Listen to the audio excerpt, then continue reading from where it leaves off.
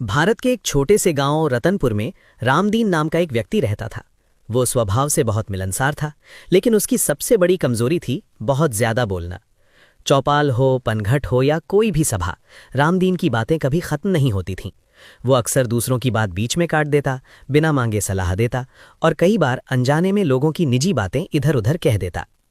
धीरे धीरे उसकी यही आदत उसके लिए परेशानी बन गई। लोग उससे बचने लगे। कभी उसकी बातों से झगड़े हो जाते तो कभी किसी का भरोसा टूट जाता। हर बार अंत में दोष रामदीन पर ही आता।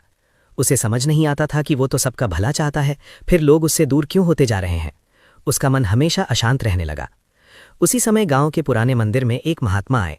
वे बहुत कम बोलते थे, लेकिन उनके चेहरे पर गहरी शांति थी। रामदीन अपनी उलझन लेकर उनके पास पहुंचा और बोला कि वो सबके साथ अच्छा व्यवहार करता है, फिर भी उसे सम्मान क्यों नहीं मिलता और मन को शांति क्यों नहीं मिलती। महात्मा मुस्कुराए और बोले कि उसकी समस्या का समाधान उसकी अपनी जुबान के पास ही है। उन्होंने रामदीन को 7 दिनों तक पूर्ण मौन रखने की सलाह दी और कहा कि इन 7 दिनों में चाहे कुछ भी हो जाए, वो एक शब्द भी ना बोले। पहले दिन रामदीन के लिए चुप रहना बेहद कठिन था। हर बात पर बोलने की आदत उसे अंदर ही अंदर बेचैन कर रही थी। दूसरे दिन भी यही हाल रहा। लोगों की बातें सुनकर उसका मन बार बार बीच में बोलने को करता, लेकिन वो खुद को रोक लेता। उसे ऐसा लग रहा था जैसे उसका मन लगातार शोर मचा रहा हो। तीसरे और चौथे दिन कुछ बदलाव आने लगे।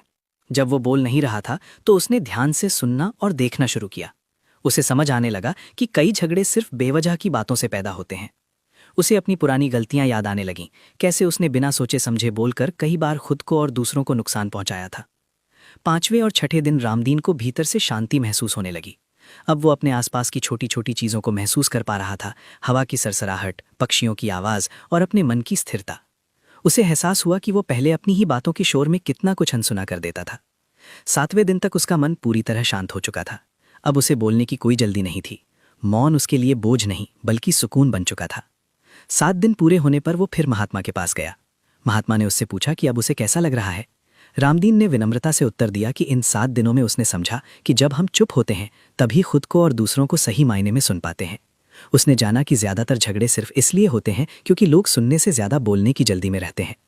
इस अनुभव के बाद रामदीन बदल गया। वो पहले की तरह बड़बोला नहीं रहा। वो जरूरत के समय ही बोलता और ध्यान से सुनता। धीरे धीरे लोग फिर से उसका सम्मान करने लगे, क्योंकि अब उसकी बातों में शोर नहीं बल्कि समझ और सच्चाई होती थी। कहानी हमें ये सिखाती है कि मौन केवल चुप रहना नहीं बल्कि एक गहरी शक्ति है। कम और सोच समझकर बोलने से सम्मान बढ़ता है, अनावश्यक बहस से बचने पर मानसिक ऊर्जा बचती है और शांत मन से लिए गए निर्णय जीवन को सही दिशा देते हैं। जैसे गहरा कुआं शांत रहता है लेकिन मीठा पानी देता है, वैसे ही शांत व्यक्ति अपनी शांति से दूसरों को भी सही राह दिखा पाता है। ऐसी ही प्रेरणादायक कहानियां हर दिन सुनने के लिए वीडियो को लाइक, चैनल को सब्सक्राइब और बेल आइकन दबाना ना भूलें।